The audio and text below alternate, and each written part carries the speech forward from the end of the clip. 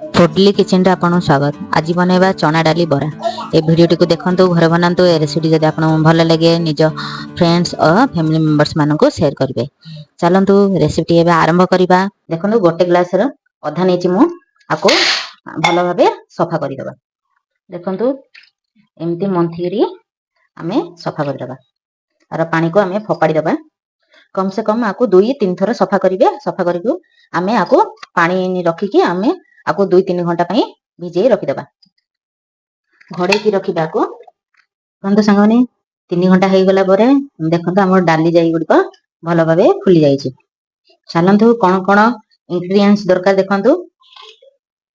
मसला गुंड गोटे चम्मच, ब्लैक पेपर गोटे चम्मच, स्वाद अनुसार लूण और हल्दी गुंड गोटे चम्मच। प्याज को छोट छोट काटी 3टी प्याज नेछि और रसुण 7-8 टी फूल को छोट छोट काटी देछि और लंका 3-4टी लंका को नै जाइछि। आपण स्वाद अनुसार लंका नेबे। आपण जति राग पसंद आपण ता अनुसार नेबे। चलंतु एबे रेसिपी आरंभ करी। आको एबे हमें ग्राइंडिंग कर देबा। देखंतु संग माने एभली ग्राइंडिंग करिए। देखंतु दरदरिया ग्राइंडिंग करिए। देखंतु गोटा गोटा अछि केंति देखुचंदी एंति करी। चलंतु मसाला गुडी को तरे मिसै देबा।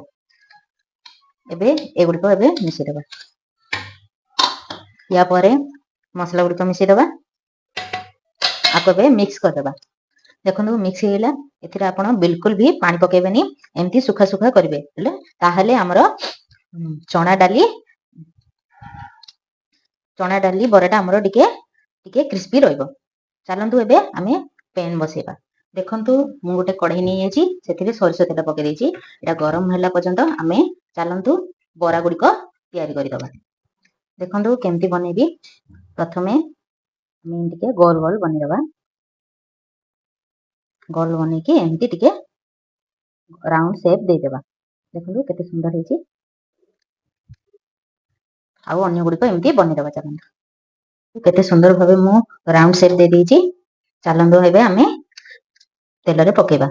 देखंतु संगने तेल बे गरम हि आसलानी। एबे हमें पकेबा। चलंतु देखंतु केमति पकोछि। धीरे धीरे करि पकेबे।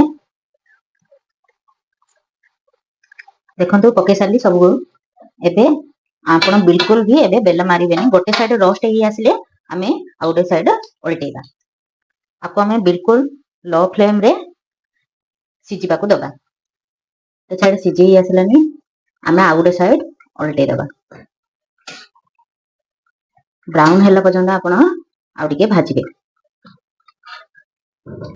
देखंतु भलो भाबे ब्राउन हि आसलानी। चलंतु हमें आको ए बाहर कर दबा। चलंतु हमर एबे चना बरा एबे रेडी हेलानी। चलंतु एबे प्लेटिंग करिबा। देखंतु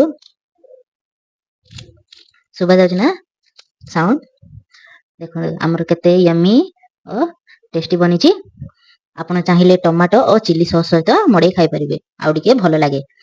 जदि ए रेसिपी आपण मानु भलो लागे हम चैनल को लाइक शेयर और सब्सक्राइब करबा बिल्कुल भूलिबेनी। धन्यवाद।